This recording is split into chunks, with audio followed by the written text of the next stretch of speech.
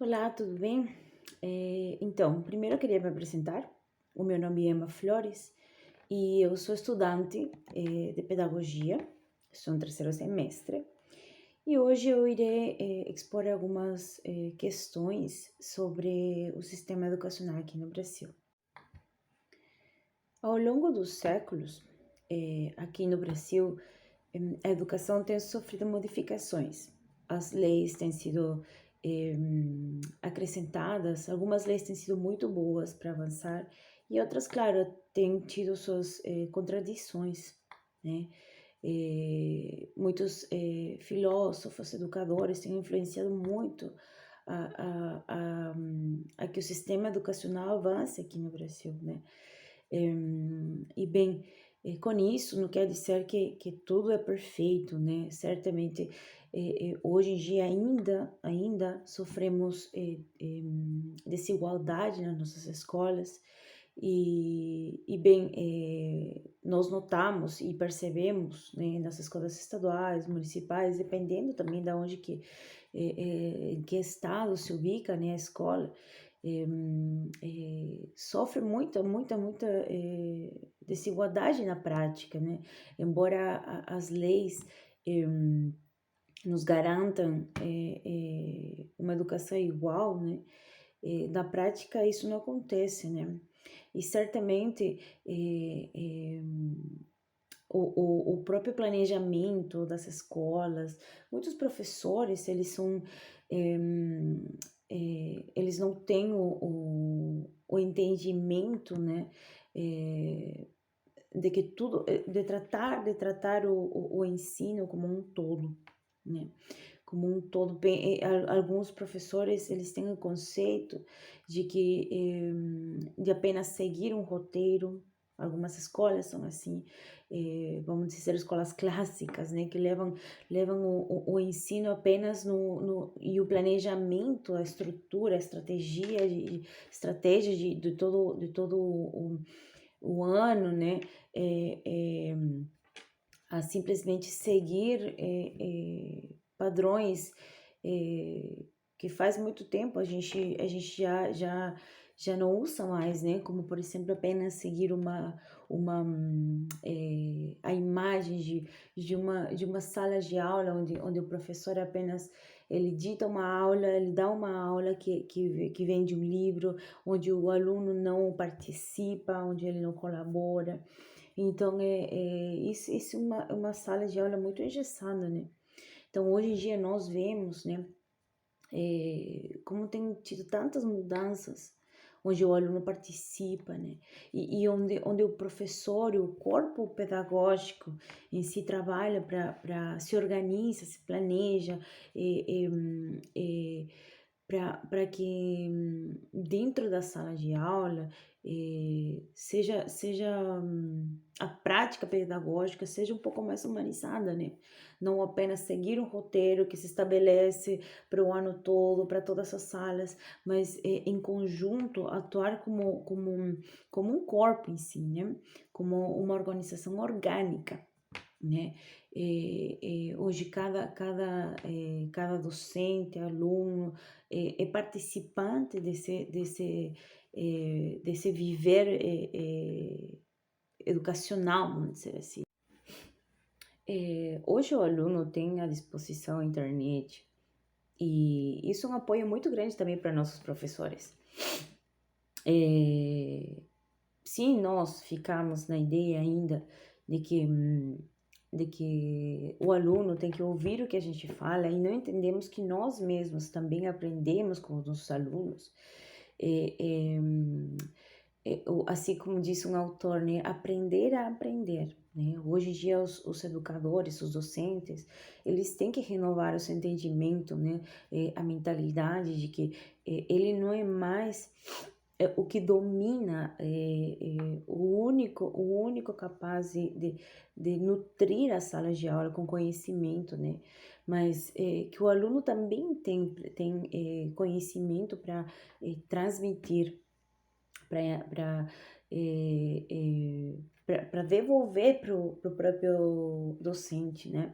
Então, quando vemos numa sala de aula que, por exemplo, tem uma imagem que eu tenho agora que foi colocada até onde, onde o professor coloca uma prova de habilidades, onde cada participante tem limitações diferentes. Então, isso aí hoje está totalmente errado, né? Antigamente, até se poderia ver isso normal, né? A pessoa que não tinha, o aluno que não tinha habilidade tinha que se esforçar mais ou ver, dar o jeito, né? Mas não é isso o intuito de hoje em dia, né? Nós temos alguns pilares como educadores para poder caminhar sobre eles, né? Se nós vamos a fazer uma avaliação, já não é mais hoje em dia aquele sistema apenas, né? Apenas o sistema quantitativo, né? Qualitativo das coisas, mas é necessário humanizar as coisas, é necessário entender que tanto o quantitativo, o qualitativo é importante, sim, né? Para ter um registro, para ter uma ideia do avanço que se está tendo, para saber em que nível estão nossos alunos e como podemos avançar. Mas isso não é um todo, porque se nós vemos que a nossa própria sala não está conseguindo avançar, nós precisamos rever o nosso planejamento, precisamos entrar na sala de aula e observar, né, o que é que está acontecendo. Então, nós precisamos remodificar o nosso planejamento, remodificar o nosso sistema de ensino, né? Então, hoje em dia, o educador de hoje não é mais aquele de 30 anos atrás, né? Onde sentava seu aluno na, na cadeira e ele tinha que prestar atenção, né? Então, existe um autor, o nome dele é francês, o Edgar Morin. Ele nos leva a refletir muito sobre a natureza do conhecimento, né, que precisa ser trabalhado na escola. Como é que, então, o sistema educacional foi feito, né? No começo sempre foi a luta da burguesia contra o proletariado, né? Tipo, antigamente era só da burguesia, né? Depois da Revolução Industrial e a chegada do capitalismo e todas essas correntes filosóficas na economia, né? Se fez obrigatório criar, tipo, as escolas foram um berço de empregados com mentalidade capitalista, né? Então, conforme foi passando e para acompanhar todo esse avanço na economia e na manufatura e tudo mais, precisou ser fragmentadas tanto o trabalho e as especializações, né? Conforme foi passando os anos, os tempos, se foi fragmentando todas essas áreas, né? Já uma pessoa só não sabia fazer tudo, né? Não via o processo de tudo, mas se encarregava apenas de uma parte pequena que fazia um todo. Então, conforme o tempo foi passando, isso também foi se espelhando na educação, né? Tipo, criando pessoas prontas para trabalhar no mundo capitalista, né? Agora, temos um pensador que ele é o Edgar Morin, ele é um francês, e ele nos chama a principal teoria dele era a complexidade, né?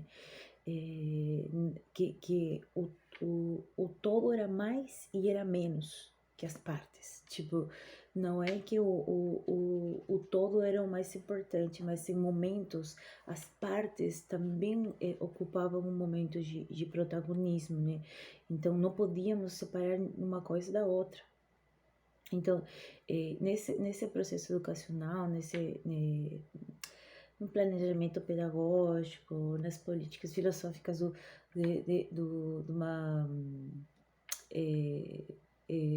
uma estratégia, para uma escola, para uma rede, precisa ser visto como um todo, né? Tipo, a participação dos alunos, de todo o corpo docente para poder fazer o planejamento de uma escola.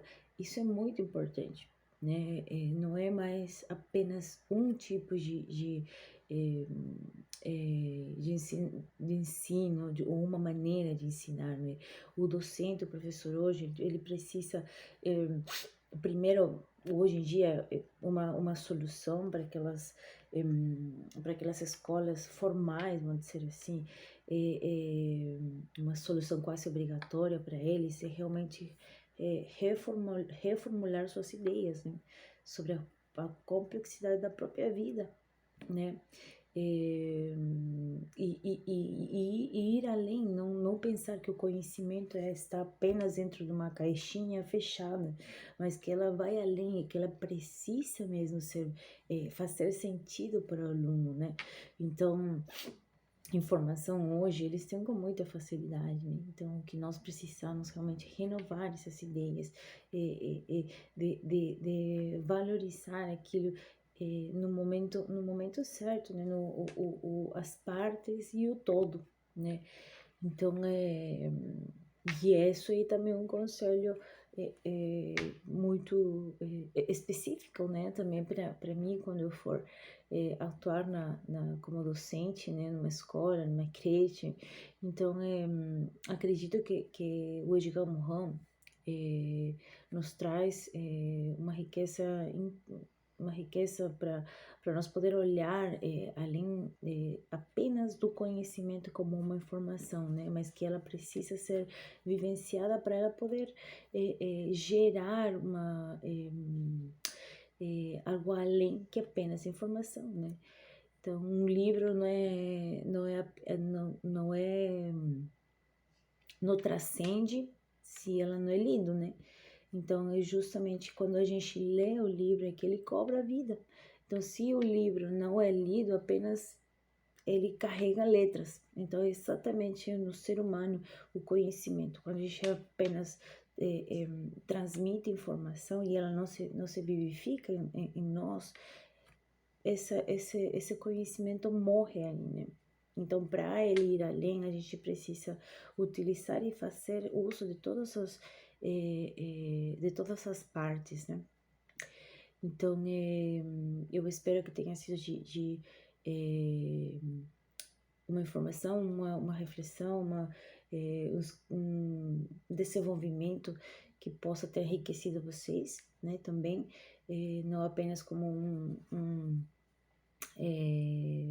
uns pensamentos meus sobre alguma coisa, mas eu acredito que também levou para vocês algo ativou em vocês alguma coisa para poder mudar também, assim como fez comigo. E bom, até aqui cheguei e eu sou muito grata por essa oportunidade. Tchau, tchau.